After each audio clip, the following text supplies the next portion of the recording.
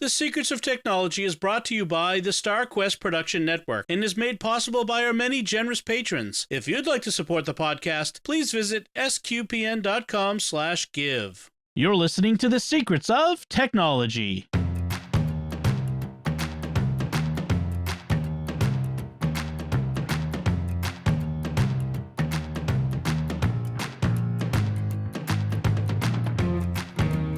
Hi, I'm Dom Bettinelli, and you're listening to The Secrets of Technology, where we discuss the technology news that's important to you from a uniquely Catholic point of view. And joining me today on the panel are Jack Baruzzini. Hey, Jack. Hey, Dom. And Thomas Sanjurjo. Hey, Thomas. Hey, Dom. Folks, before we get to our topics tonight, I want to tell you about another show on the network that you're sure to enjoy, The Secrets of Star Wars, where we discuss everything about that galaxy far, far away, and including Thomas, who's with us tonight. He's on that panel. And you guys have been doing something awesome lately, which is doing some RPGing in the Star Wars context. And I'm loving it. It's a lot of fun. Oh yeah, it sounds like fun. So if you haven't listened, so there's been 2 episodes so far. There's one where you go through like character creation with Father Andrew, who's a newbie at this, and it's fun, listening to him get into that. And then you have the first adventure, and due to popular demand, people want more. So we'll get a little bit more of that coming up in a few weeks.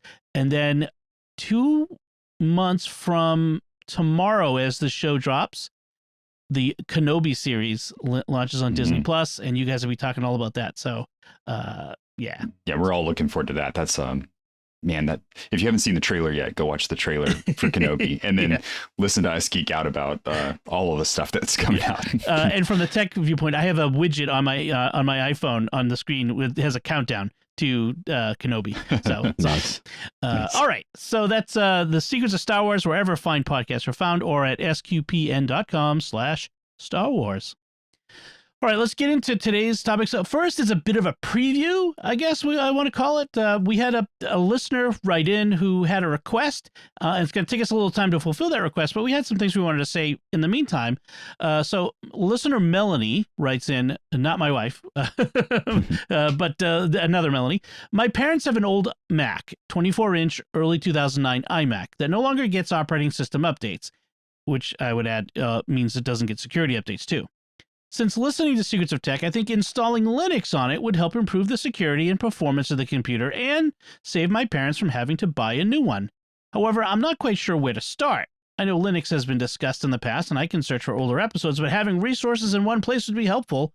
This would be one of the geekier things I've done, so recommendations for which version of Linux to choose, something that resembles Windows or Mac and the user interface preferred, and resources that provide details on how to install it would be greatly appreciated. Well, have I got the 2 tech panelists for you, Melanie? Both Jack and Thomas, both are interested. Father Corey is actually going to be working on installing the Linux on his iMac, which is the same vintage. So we're going to talk about that in maybe about a month because he wants to have spend some time with it. But what do you guys think, just as a brief, introduction to the topic? What do you think, Jack? I think that's pretty much what I tell everyone to do if they have an old computer they want to keep using. Like if your computer's like 5 to 10 years old and it's starting to slow down, throw Linux Mint on it and it'll be good for another 5 to 10 years. It's fast, it's lightweight, and it has all the same features that you're going to have in Mac OS or Windows, and it's user friendly too. It's not like how Linux used to be even like 5 or 10 years ago. Very much like you just are doing this because you want to mess around with your computer and do geeky things like that. But at this point, Linux is a viable alternative for regular users. Like I had my parents' computer. It was the same thing. It was an old computer slowing down, and I put Ubuntu on it, and they used it like that for another 3 or 4 years, and they never had any issues with it, even though they're not tech people. Okay, That's cool. How about you, Thomas? Yep, I agree. And same distro. I recommend Linux Mint. It's probably the easiest one to transition out of Windows or Mac. You are going to have some interesting quirks installing it on an iMac, just because that's kind of the way iMacs operate.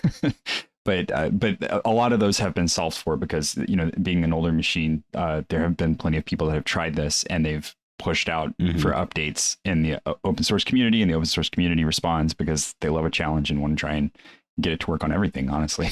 Yeah. Awesome. Yeah. So what we'll do is we'll gather together all the resources we can find, and we'll have Father Corey's, experience doing it, and we'll try to get this in a nice format for you so that others like you, because now I'm kind of interested, because I got a couple of Macs sitting here in a closet that are gathering dust, and a 2010 iMac included, which maybe I could drag it out and set it up for my son. That, because I've been meaning to. I've got 5 kids, and buying new computers for all of them would be impossible. I don't have that much money. So so getting a bunch of old Macs set up with Linux might be the thing to do for them. One little bit of news. So that's older Macs. If you've got an Silicon Mac, M1 Mac, any of those new ones in the last couple of years, Asahi Linux is the first Linux distro to support Apple Silicon. They've got it running on it. I'm not sure how well it is. I think it's a little quirky to get it going, but they got it. Yeah, it's something I definitely want to try on mine. I don't know if I'm probably going to wait a little bit longer because I don't want to accidentally brick my main recording machine. Yeah. But it looks like it's running, and it can run alongside the standard iOS install, and it does not mess up your file vault, which is nice, because when that gets messed up, then it causes a lot of weird issues with the computer. Oh yeah. But apparently the things that don't work are the Thunderbolt ports, the display port, the HDMI, the Bluetooth, the GPU acceleration, video codec acceleration, the CPU deep idle, sleep mode, the camera, and the touch bar. So, oh, look, it's all the demon stuff. Yeah. So that's if you're on a laptop. Does the display port or HDMI work like on a Mac Mini? Because that would be bad if it didn't. So it looks like they've only tried it on the iPad or the MacBook Air and the new M1 MacBook Pros. I don't think they've attempted it on the desktop yet. Because if they don't have the video subsystem working, there's no point in trying it on a desktop system. So yeah. Okay. All right. Well, that's good. I mean, they're working on it. It's the early days. It's a whole new chip architecture that they've got to get it working on. So I think a year ago people were unsure whether they'd even ever get to that point. So it is kind of fascinating that they're getting there. So cool. Yeah, Very definitely. Cool. That's what I said. The open source community, they like a challenge, man. Yes. You tell them they can't, they're going to do it. It's like dinosaurs in Jurassic Park. They always find a way. Yep. They always find a way. All right, let's talk about our main topic for this episode, based on another listener question. So Bill Norton, listener Bill, wrote in via an email. He says, my 2-year-old has realized that she too can tell our Google Home speakers to play music, even when mom or dad have already started a different song for her. Are there any ways to lock down which voices Google recognizes? How do you handle this in your homes? Well, in my house, I don't have any 2-year-olds anymore, so that would be interesting to see how it would work with 2-year-olds.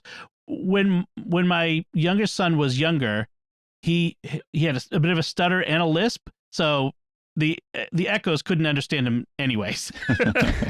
he would say, a wakushawa, and then it might activate, and then he would go, what, and it was, I don't understand what.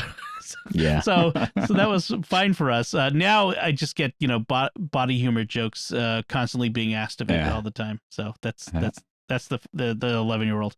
Do you guys have home assistants in your house? Yeah, and I've been dealing with this recently with my son. He's 5 and he's figured out how to do that. And he also figured out, because I have 3 of the Google Homes throughout the house, he figured out how to do the feature where you can play music on every single speaker in the house. And he's been putting on We Don't Talk About Bruno constantly. No. That's beyond the pale. We've got to get you help for this. Okay. How about you, Thomas? What do you have any? We actually don't have any in our house.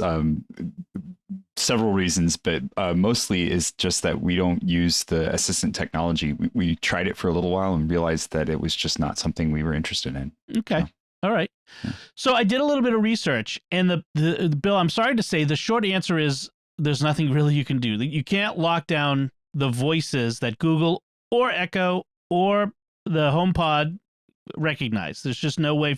You can have it recognize the voice. You can train particular voices. Like if you hear this voice saying, put a reminder on my account, like on my calendar, it will put it on the correct calendar. So you could do that, but there's no way to say, don't respond to commands from any voice but this one, or these two, or that sort of thing, which would, I think, be a real good security feature. Never mind for kids, but like there was a problem a while ago with someone identified where if you have a smart lock that's connected to your Echo or your Google Home and someone yells in the window, unlock the front door, it will unlock the front door. You know, like, so if you could if you could limit the voices it responds to, I think that would be a great feature. They must not have been able to get that yet. They can do it like they did in Star Trek: The Next Generation and just say like Jack Baruzzini, Alpha Alpha Echo Alpha. Yes. Have like your voice code you got to say. Right, destruct 00, like what's in this recent season of Picard where he has to do another self-destruct thing because I think that would probably be a good way to kill the assistant though if you had to do that every time. Yes. Yes. I want to keep my 2-year-old from doing it, but I also want it to be useful. Right, exactly. And that's the thing. So we'll have some links to, Google Home parental controls. There are some parental controls, but really they limit what they can access. So the types of materials, the types of music, the types of, for ones that have video screens, the types of videos they can watch. It's that sort of thing, but there's nothing really to block kids from it. So let's talk a little bit about then how we, turn from a technological solution to a behavioral solution. What is the best way to teach kids to not do? I'm guessing, Jack, you haven't figured that one out yet either, or have you? We have actually figured it out, and he's pretty respectful about it. And to be honest, I'm perfectly fine with him using it as a tool. Like, because if he wants to play music, that's totally fine. Or he'll ask it like, what's the weather like? Or he started even asking like if he has like questions about things, he'll ask that. And so it's nice that he's learning how to use the technology in a useful way. And I think it's just the same thing that you would deal with like if your kid was, turning off the TV while the TV was on or messing with your CD player, doing anything like that. It's all about what boundaries are you going to set and how do you properly use this technology? I agree. Yeah. I think in general, it's like anything technology related. There are two schools of thought for parenting with technology. I think there's the set up these walls and use a wall and lock and key approach where I lock them out and hope that they can't break through, or I talk to them and we come to an agreement and I have to trust them. And it doesn't have to be all one or the other. I use a combination of both where I have parental controls and I have screen time limitations set up on the Wi-Fi, but we also talk about it and we struggle with it. I struggle with it with several of my kids, trying to get them, I got one child who was playing games and looking at YouTube videos when he wasn't supposed to. On a phone we gave him that was for just listening to audiobooks and music. And so we had to take it away for a while and we sat down, but it wasn't just I'm punishing you. It's okay. You're having trouble with this addiction to this. Like you felt bad about it. I recognize you feel bad about it. So let's take it away, give you some time to be separated from it. And then we'll talk about it. Why do you feel this way? How can we help you? And that sort of thing goes a lot further. Now, when your kid's 2, it doesn't really work like that. But yeah, what do you think? They're barely Thomas? getting the concept of no. Yeah, yeah, exactly. So that's kind of but I think it's a good general practice to talk about that with your kids and to raise your kids around those kind of questions, because it starts other conversations too. Right now we have an issue where I've got one of mine that plays on one of my laptops because the laptops that they have, they're old, they're refurbed laptops, and they can't install the newest version of Java, so they can't install the newest version of Minecraft. So to play on our server, he has to use my laptop. So we had a discussion the other day because he had gone into my room, gotten my laptop, brought it out to the kitchen and set it up. And I walked out and he's like, "Can you sign me in, Dad?" And I'm like, "Who told you could get the laptop?" And he's like, "Well, I played on it the other day, so I just figured." So we had a big discussion about just because you get permission once doesn't mean that you have permission every time. And so it's good lessons outside of just the technology when you start talking about being respectful of using it and of a shared space and of a shared use case of the technology. Right. And we often, in my house, like we have limits. Like if you get a turn on, and they usually use either an iPad or one of my old laptops, they get 30 minutes, and they're supposed to set a timer on the Echo or on the microwave or whatever, but they're supposed to set a timer. And if they don't set a timer, if I ask how much time is left on your timer, and they said I didn't set one, you get 5 minutes. No matter how long ago you started playing, you get 5 minutes. Mhm. If they ignore the timer and go on, that comes out of their next turn. I had one of the children blew past this timer by an hour, and because I'd gone to the store and come back and was still on it. And I'm like, well, that's another 2 days. You lose it for 2 days because you've used an extra 2 days worth of turn. And it was, oh, it's not fair. I didn't know.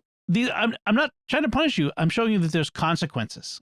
Mhm. Next time you will go to extra effort to not go over and that sort of thing. So Mhm. it's a struggle. I'm not saying it's easy. It's a constant battle over, turn off, get off the thing. Your timer's up, have you set a timer? It's like all parenting. It's just, Yep.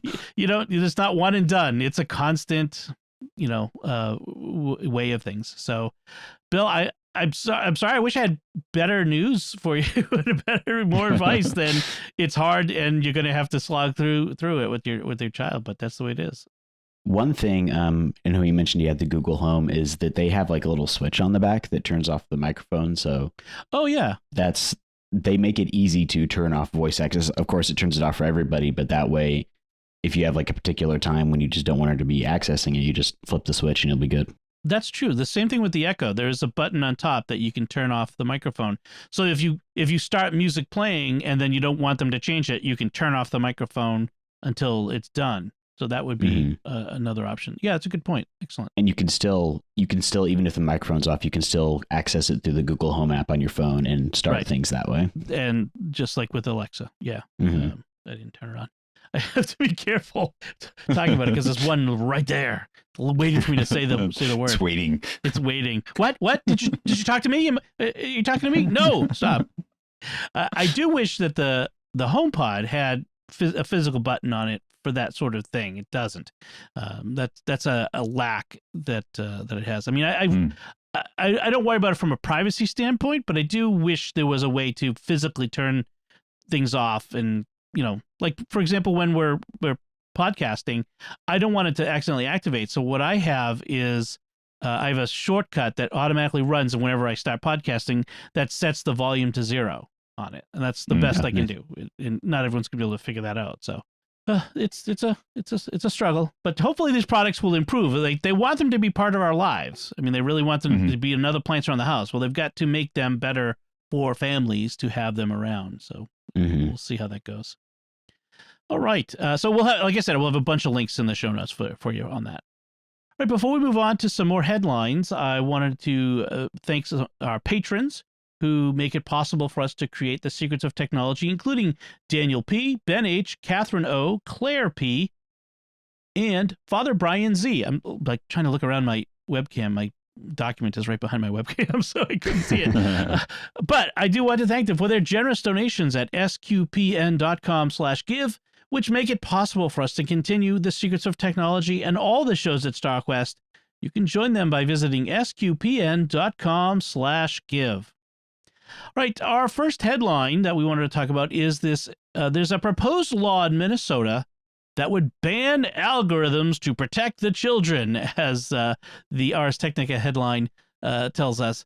Yes, so they want to pass a law that would prohibit social media platforms from using algorithms to recommend content to anyone under the age of 18. This bill has passed the first hurdle by passing the House Commerce, Finance, and Policy Committee, and it goes on to further committees and then potentially out to vote on the floor, et cetera, et cetera, et cetera.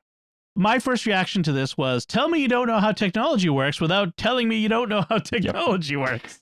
Oh, yeah. What do you guys think? Why is this such a bad proposed law? This reminds me of that story, and I don't know if it was Minnesota. It was another like Midwestern state. One of the representatives talked about someone hacking the HTML code of a website. Missouri. Mm-hmm. Missouri. Okay, yeah. It's that same level of not understanding what you're talking about. Yes, and the reason is because, I mean, algorithm is just a program. It's just, Yeah. and if you, to make a site useful, it has to have some way of showing you the things that are relevant to you, whether you're 12 or 72, right? Yeah, and that's I think that's there's a large misunderstanding about that because I think I don't know, I think we get into this space where we think the computer is thinking. And that's not what's happening here. What's happening here is that the computer has been given a set of if-then statements, and those statements have to be followed. And that's what an algorithm is. I get the impulse on the part of the lawmakers, which is that social media companies are the way that their algorithms are written are shoveling content at all of us, including young people who are ill-equipped to deal with some of this content, but they're shoveling certain kinds of content at us that can be harmful in the amounts that they're being consumed. You know, we're seeing kids end up with drug problems and addictions and all kinds of other social issues because of the way that the algorithms are tuned or written. But it's not like, it's a sledgehammer when what you need is a ball peen hammer. It's overly broad and thus bad, which means it can be just dismissed. Well, and I think it's not there. It seems like the intention is minors shouldn't be on computers at all. Really, that's kind of what it feels like. Where you're just saying we're going to completely exclude this group of people. Simply because it just feels unsavory to say that these companies are going to solve the fact that they're there, right? Right. And that's the hard part. As a company, you might even be writing an algorithm that says, look, I don't want some of the crazy stuff that's out there to be getting to these kids and forming their opinions.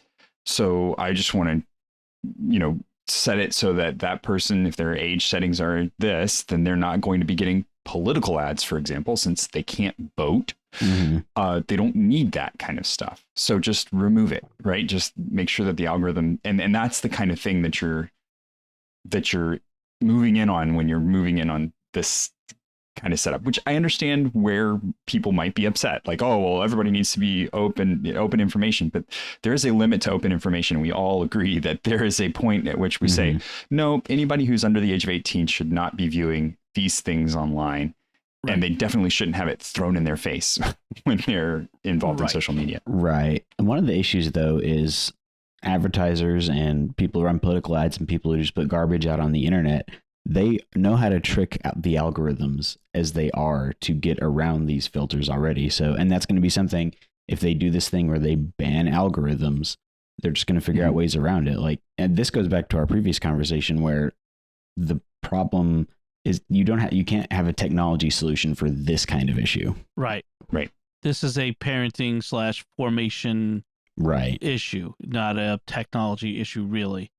I mean, this is the other part of this is that too often I see lawmakers, they want to legislate technological advance. Like they want to, like they have no idea how the technology works. They just think it's magic. And if they pass a law that demands something to happen, it will magically happen because those tech guys will figure it out. Those techies, they're so smart. They'll just figure it out somehow. Like what I saw, there was a proposed law in New York several years ago where they wanted to ban certain kinds of interaction with the technology in a car.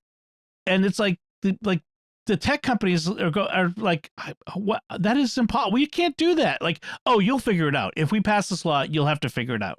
It's like that doesn't necessarily hold. Like, okay. Yeah. It's like saying that the rotors on helicopters are dangerous, so they should be removed. Right. Or they should be made not dangerous. So they should still work, but they should not be dangerous. Yeah. Okay. So we'll make about a Nerf material.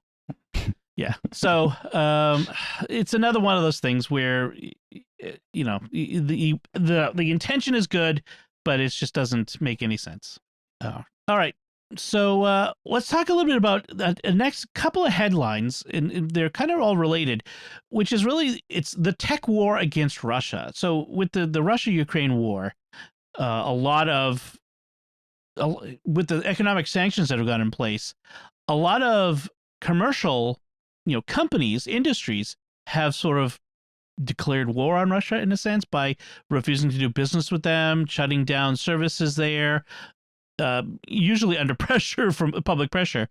But a lot of people feel sort of helpless in the face of this obvious aggression against a smaller country. They really feel it's unjust. They see what's going on in the news. They want to do something. And some people feel like they are in the position to do something because they control some aspect of technology that is used by a lot of people in Russia, whether it's private or public, government or individuals. And so what we're seeing is what's been described as a weaponization of open source software. MongoDB has cut off services in Russia. Several tech. It's even got so far as one of an important library of software package actively deletes files on systems running Russian operating systems, which is really bad. Yeah, so NPM. So what do you guys think? I think that this breaks open source. It absolutely does. 100%. Yeah. Yeah. So why do you say that?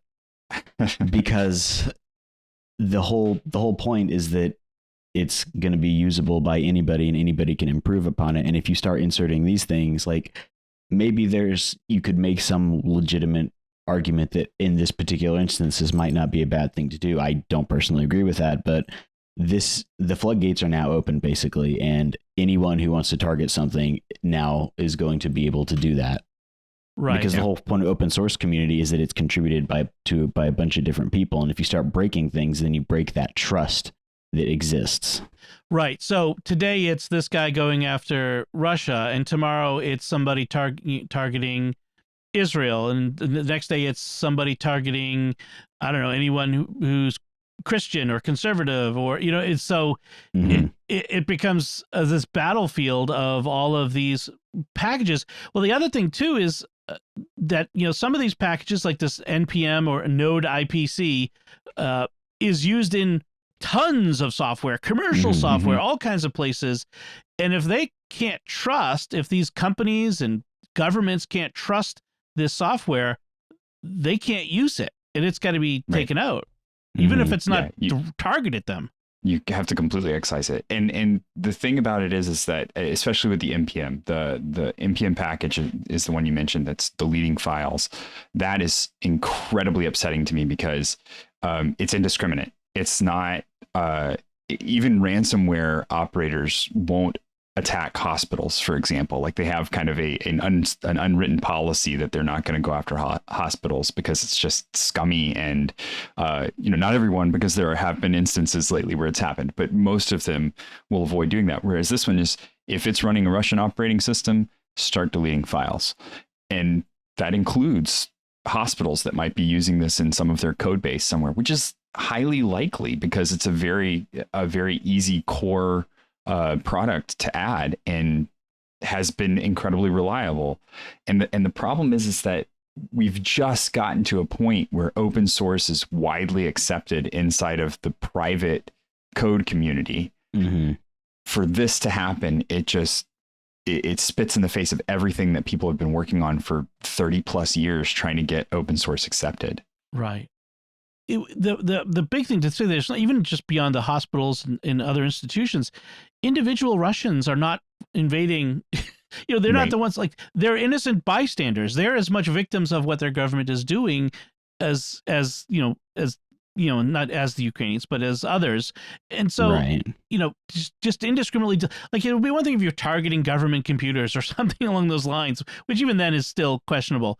But this is just indiscriminate. And it's one guy. It's just one guy who's decided to do this because he's, how does it work? How does this one guy get this ability to do this in open source software?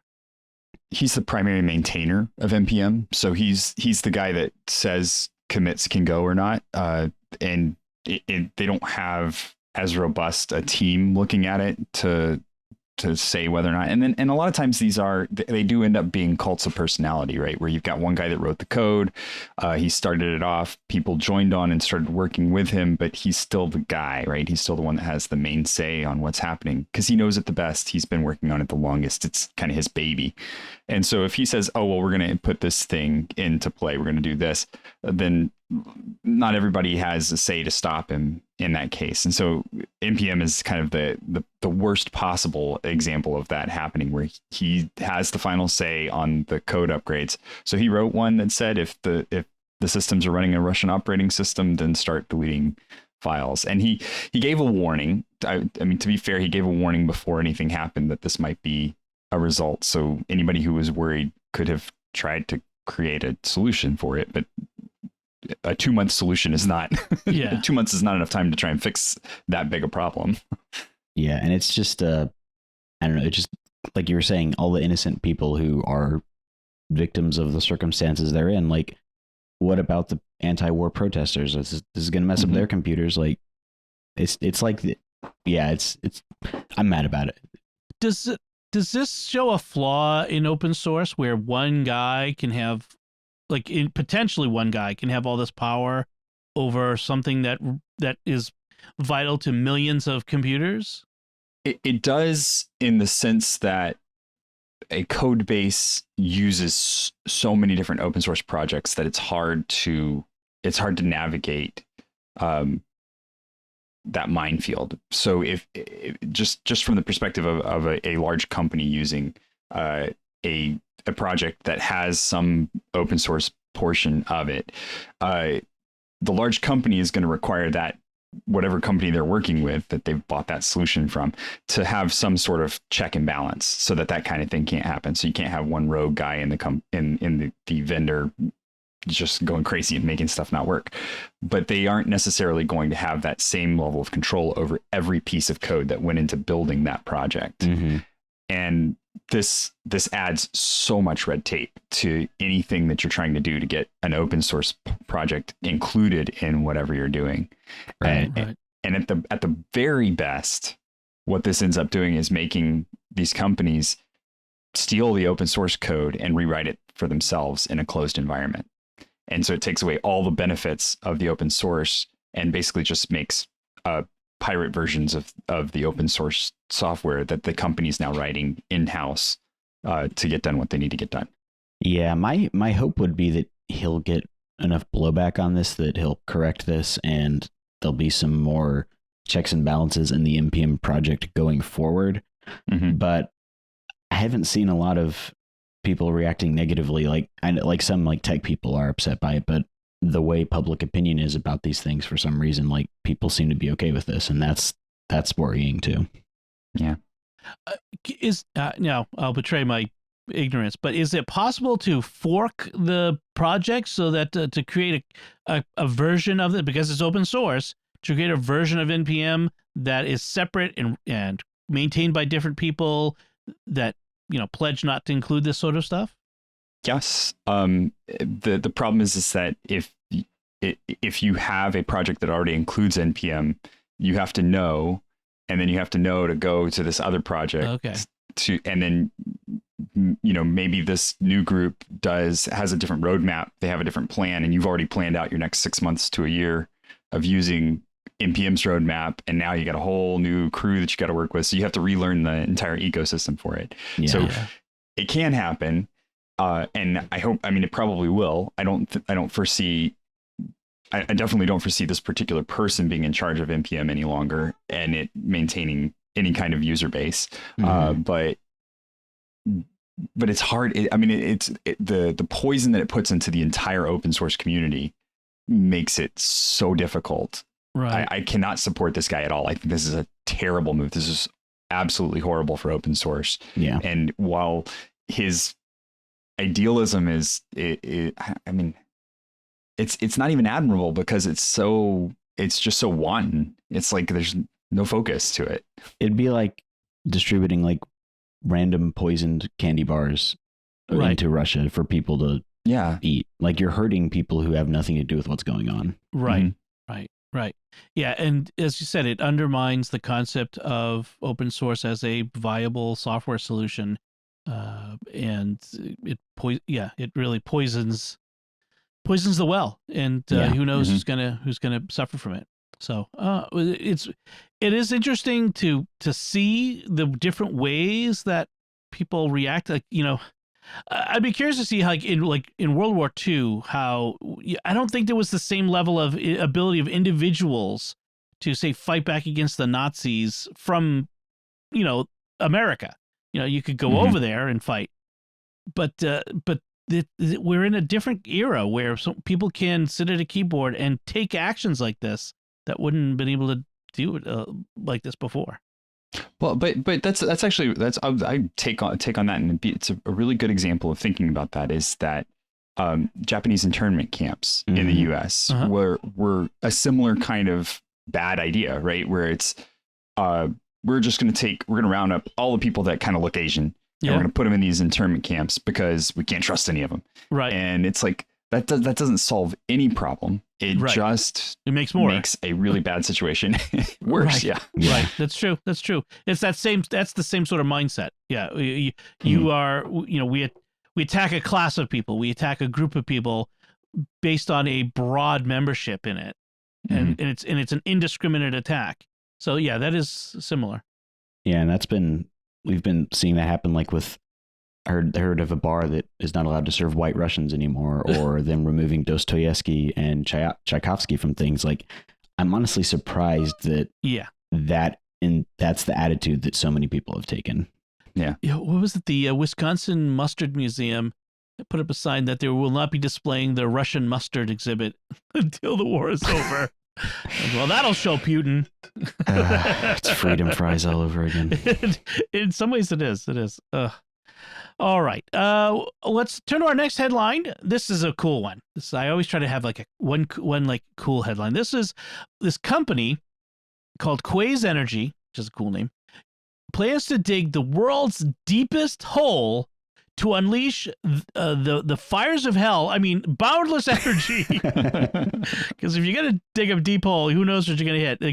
It's basically they're doing the geothermal on a scale unheard of. Geothermal power on a scale unheard of. They're going to dig a hole that is much deeper than the even next deepest hole, which was dug by the Russians, I think it was. Yeah. Yep. And I don't have the previous deepest hole was 7.5 miles, I think. 7.5 miles, and they want to go up to 20 kilometers, which is, I don't do the math on my head, but is a lot further. I think they're talking about like twice as far, like 15 miles or more on some of these holes. And it's really hard to dig deep because the pressures get really high. The heat, of course, gets really high.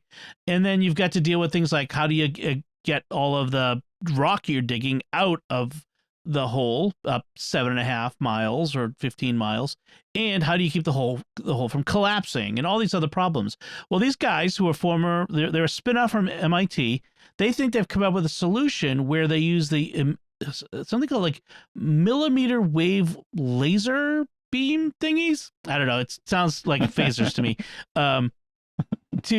We'll simultaneously drill and turn the borehole interior to glass so that it solidifies it, so that it will not collapse. And the idea is you pump water down, it becomes superheated, thus gaining energy. Then when it comes up, it runs turbines, and it's basically free electricity once you've got the hole dug. So what do you guys think of this? I love the fact that they are building fiber optic cables into the ground to then empty them out and dump water into them to make infinite power. This is the world we live in. And this is not, nobody's looking at this going, this is complete science fiction. This is ridiculous. They're actually getting funding. They're actually they have a solid enough base that this is going to work at least theoretically well enough for people to give them money to try it out. Yeah, it's, even if they're not successful, it's still awesome, and I really hope they are. I love feats of extreme engineering like this. So it's cool to see this going on. Yeah, the article I was reading about this in the local paper, because they're a local company here. They talked to a bunch of like geologists and all these experts in the field, and they said there are definite hurdles here. There are definite problems that could crop up that could render this complete. But the science is solid. Like if they can, everything looks right. Like the drilling, yeah, that looks good. If you can get it down there, sure. You could end up. One of the things they worry about is when they pump the water down, causing earthquakes. They're afraid of, so they will only drill in places that are stable, that don't have fault lines. Of course, that would be really dumb to drill into a fault line and pump water in, because you've seen like with fracking and other sorts of drilling that pump stuff into the ground, that it can cause earthquakes and other instabilities, can pollute groundwater and that sort of stuff. But like they're accounting for all this stuff. They figure all this stuff out, and all the experts are saying it could be. I mean, there's nothing that on paper that looks like this is impossible. I just think this is awesome, because to lay it on the line, this would provide power on the level of nuclear fusion. Like nuclear fusion is one of the holy grails of clean power, because it's not like nuclear fission, which splits the atom and creates waste. Nuclear fusion is the opposite. I think the result of nuclear fusion is like water and air, like oxygen or something. It's like clean, or solar or wind or hydropower, which all have their costs. This is ultra clean and unlimited, as long as the Earth stays hot, which, as far as we know, it's going to stay that way longer than humans are around. It should just pump up power for everyone. I think that's amazing. So I don't know when they think they're going to be able to. They think that they can, by 2028 is one of the things they said, is they're going to retrofit coal-fueled power plants into geothermal energy hotspots. So that's only 6 years out. I'm fascinated by the idea that we could be 6 years away from this kind of technology. Yeah, it's pretty cool to see. The next trick is getting it close enough to be able to use it. That's the because that's your eternal problem with power, is having it close enough to be able to use it. Right.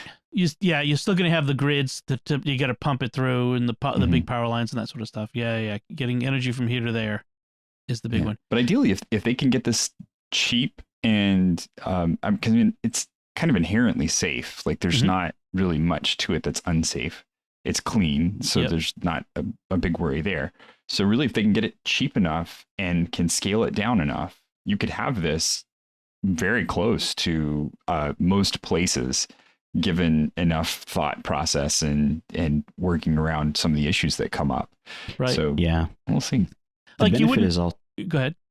The benefit of this is also pretty much everywhere other than like the tops of mountains is going to be equidistant from the power source. So you don't have the same hurdles you do with other, like using like with the wave generators or the wind things. Like you can go down at any point in the earth and you're going to hit the mantle. Right.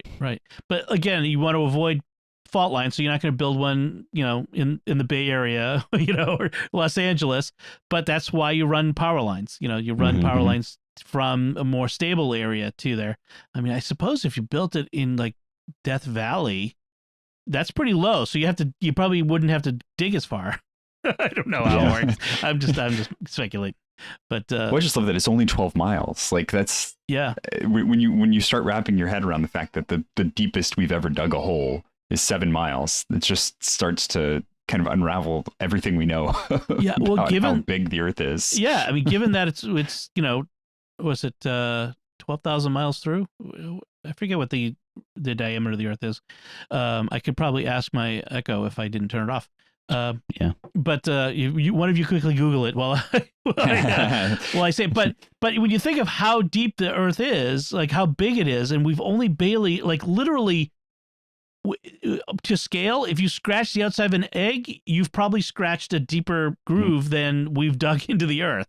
I mean, that's the amazing thing. So there's so much to it, and 7,926 miles. Okay, yes, so pi r, 2 pi r. So yeah, so 7 miles, 7,926 miles. It's like it's a fascinating idea. You don't have to go very far to get all of this energy, and then it even further down is wild.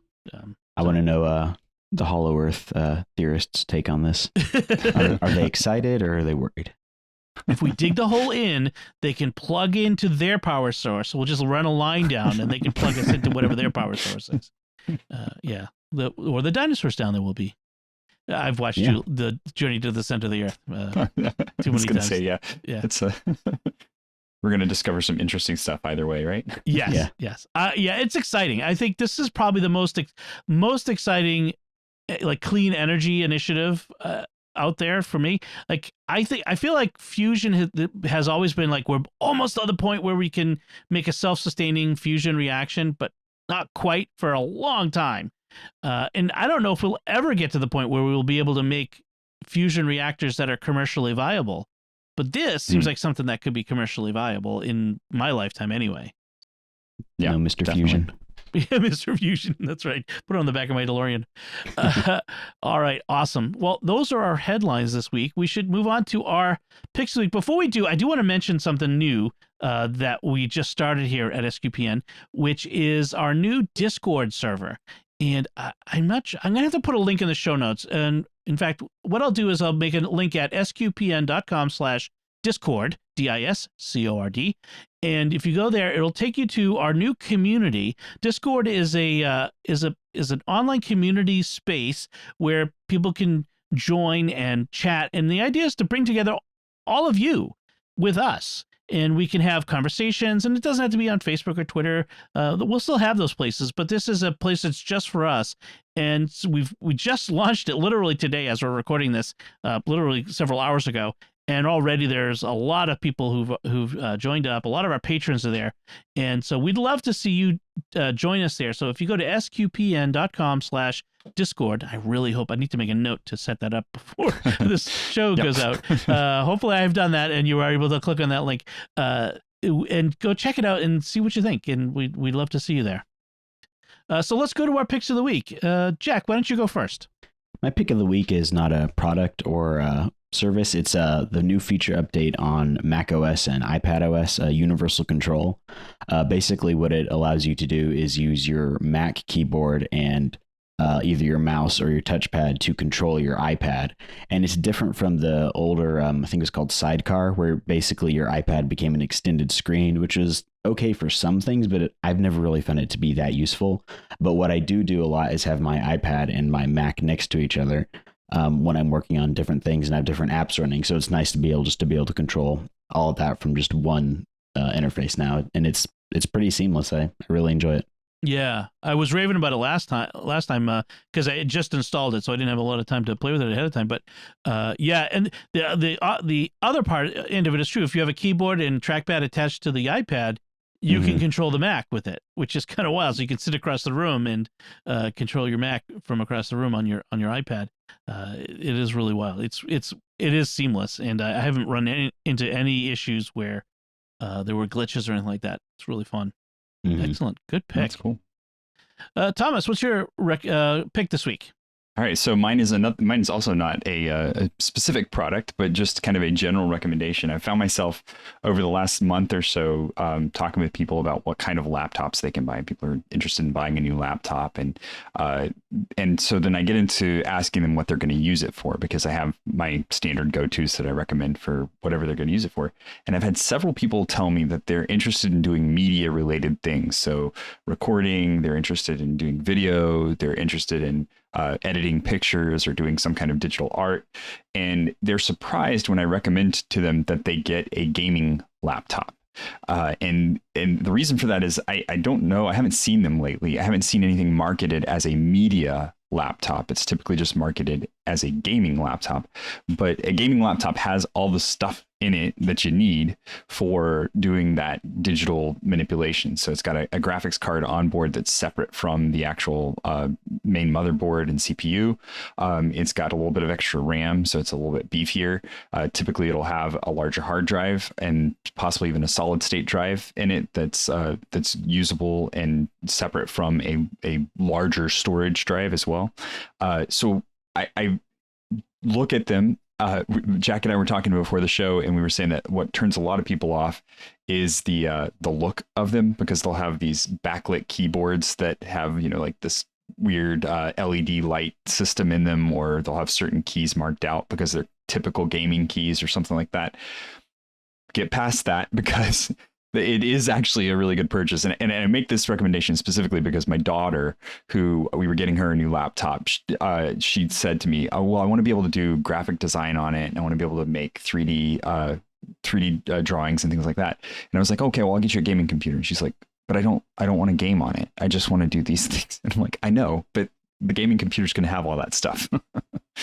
Right. That is, yeah, that's true. If you want all of the power, the gamers need that power to run the games. So that's where you got to look. So good pick. Good advice. So my pick this week is something cool that I just picked up myself. It is the Ember temperature control mug. Now, see, I love my coffee in the morning, and I can't get going without it, like a lot of people. But what happens is I get my coffee, I sit at my desk, and I get working, and I sip because it's too hot. Oh, you know, I can't drink it right away. Gotta sip it, and then I forget, and I go to drink it, and it's like lukewarm. It's not even iced coffee. It's just lukewarm coffee. Nobody likes that. So I've tried a lot of different gimmicks over the years. I've tried the little heater pad, like the low tech.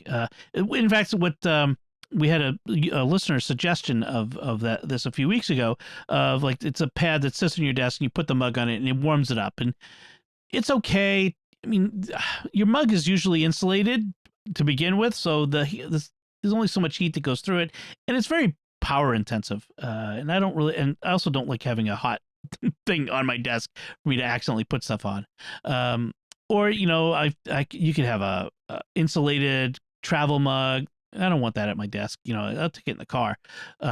I even had these things called Julies, which were a Kickstarter from years ago, where these guys had come up with this phase change material that, when placed in a hot liquid, in the interior, the material inside this metal casing would, they weren't exactly forthcoming on it was proprietary, so it was kind of secret, but it would absorb the heat and then slowly release it over time, so that it was supposedly going to keep your drink warmer over a long period of time.